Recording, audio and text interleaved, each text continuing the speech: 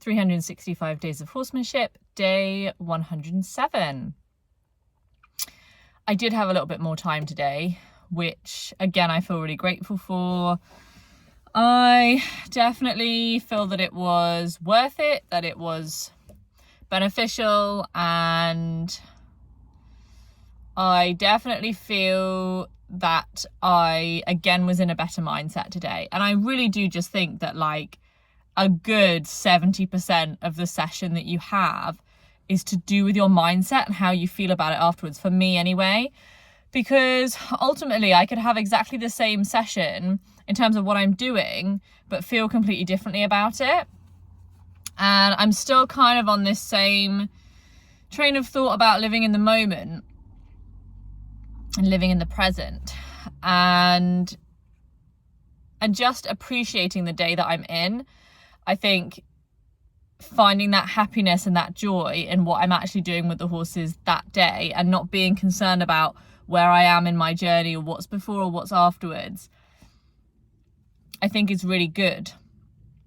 And I think probably this project has created a little bit of that in me, because as more people are now watching, I now feel the need or the pressure to create more things, and I'm more curious about how this is going to end up in 365 days, and like how many people will be watching me then, and what will I have achieved, and how am I going to get there? And so then I start turning those future questions into a question for today, and that's not really where that question lives.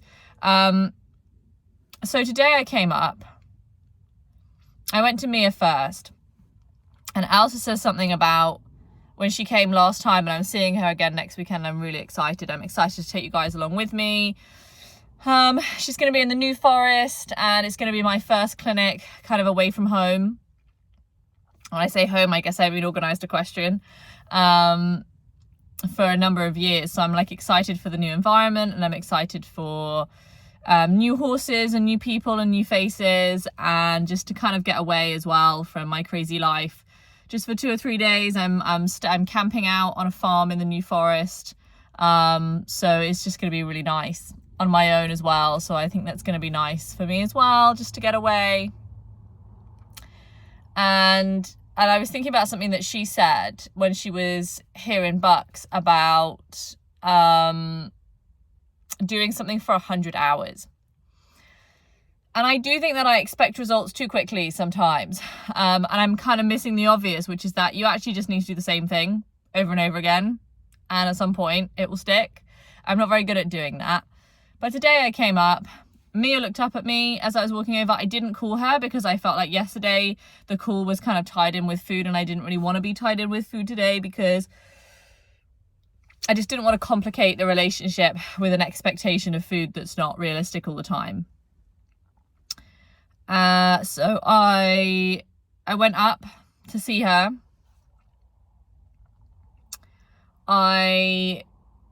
She looked up at me, and then she was grazing. And so I started a pattern where I was asking at her yield points, just rocking. And I would move on when her eye looked towards me. So it was really like a very small thing, or I just felt like that moment of like interest in what I was doing. And then once I'd done all 4, so I went left 4, left hind, right 4. Once I'd done that, then I did something that I knew would get her to change her focus, which is jumping next to her. She hates that. She's very scared of it, I think. I think it's a lot of movement, a lot of pressure, and I think she has some quite negative associations with it. And so basically then I just jumped. And I jumped until she changed her focus. And the first one was really nice. And that often actually happens with Mia, is that the first one is nice, and then none of the other ones for the rest of the session are nice. Maybe there's a lesson in that. Maybe I just need more variety, where it's like I do that and then I do something else, and I do something else, and I do something else. But the problem is I don't have that many things that I can do. But maybe that's another glaringly obvious thing staring me in the face. But I just played with that a little bit today. Just kept going around in that pattern.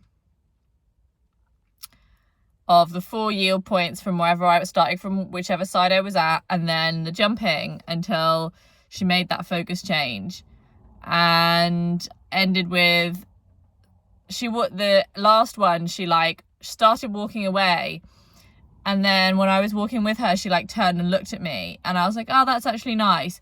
So then I started trying to scratch her, find a nice scratchy place, a nice itchy place, but I couldn't really find one. But I think maybe I just need to get more creative. When I get, a good thing, then I go, nice, that's awesome. I'm not going to talk about that anymore today. And then I'm going to go and talk about something else, But it felt good. It felt like I was just taking the horse that I had there rather than being concerned about the horse I wanted to have or the horse that I didn't have, and working and playing with what was there. And it was good. It felt good. It felt positive. It felt interesting and enjoyable. And I'm also kind of playing when I can with this idea of stretching my own boundaries at the same time, because I think that first moment that I think to myself, oh, I've had enough now, that I'm very easygoing on myself, where I'll be like, okay, that's fine, I can leave now.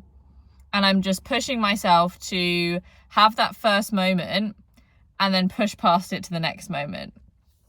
And that's only really possible when I'm in a sort of relatively good place like I am today. Today is not so bad. I actually reorganized my to-do list earlier, which just did me the world of good, just to feel like I was on top of things. I did a little bit of studying, a little bit of work today, got an assignment handed in, which was nice. And then spent the afternoon, about half an hour this afternoon, just reorganizing my to-do list and making a plan for the next few weeks, which just made me feel like so much less overwhelmed. So that was really good. And I felt I had a lot more brain space today for the horses, which was really good. And I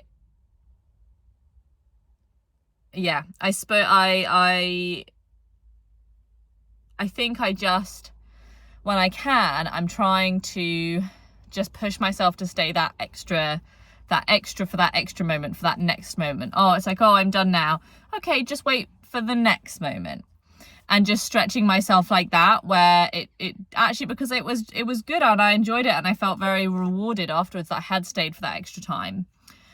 Then I went to see Lawrence and I had quite a long session with him as well, which was nice.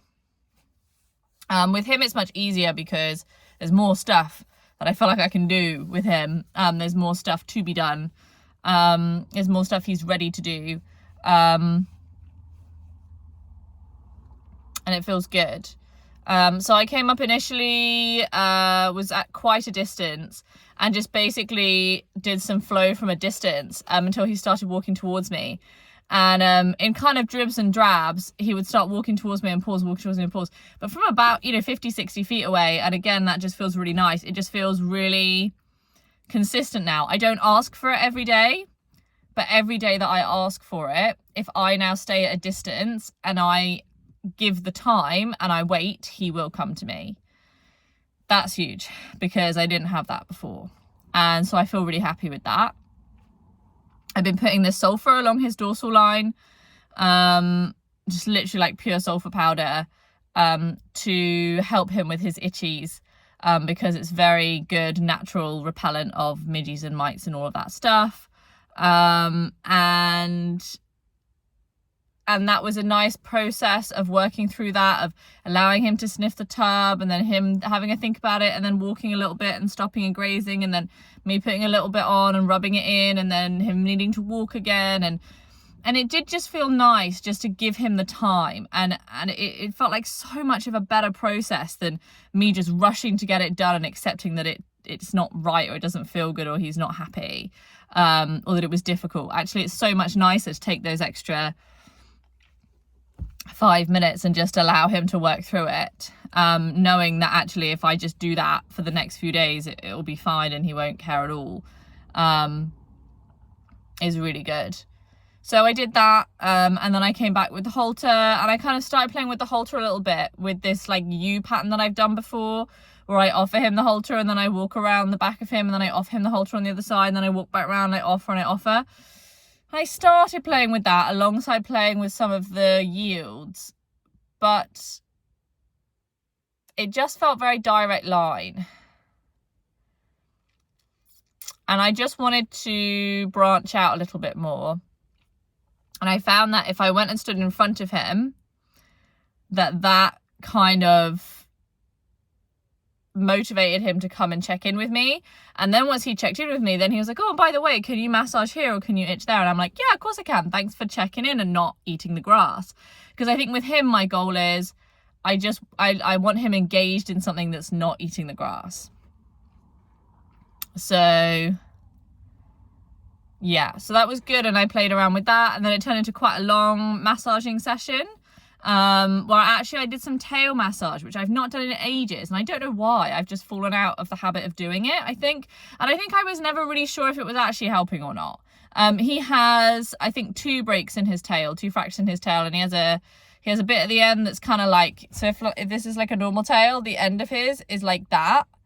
Like it's not straight, and then there's this other bit sort of like in the bottom third, where he doesn't have like a good range of motion in the joints. Like he can flex them like caudally, but he can't flex them cranially. So he can't flex them towards the front of his body. And yeah, and I used to do like sort of range of motion and massaging of the muscles there. I was never really sure that it was really doing anything. I think that's probably why I stopped. But he seemed to really enjoy it today, to be fair. I don't really know how much he got out of it. I definitely feel like fitness journey kind of needs to progress towards moving better rather than kind of static physio and stretches and loosening. But that's very difficult because in order to do that, I need to be able to lead him places and move him places. So that's still kind of a work in progress, getting there. Definitely. I mean, I think maybe I just need to push a little bit more. I think I can always go backwards if I go too far one day. I can always go backwards. I think I just need to, and repair. It's quite easy to repair with him now, but it felt good. I mean, it did feel good. And I felt like I had that bit more time for him. And probably if I'm consistent with that will help as well. Having those conversations, probably something that I could have done that would have been good before I left would have been to have tried to put the halter on him, because he's probably in a good place to do that. To have that conversation. But I'd done the same thing as I'd done with Mia, where I'd sort of gone, oh, I'm done now, and then like pushed myself to stay that extra time. So then when I was ready to leave, I was ready to leave. But tomorrow's a new day. I'm on shift tomorrow. I'm on a 12-hour shift, so hopefully I will feel energetic and ready for spending time and energy with the horses tomorrow. So we shall see. I'll see you there.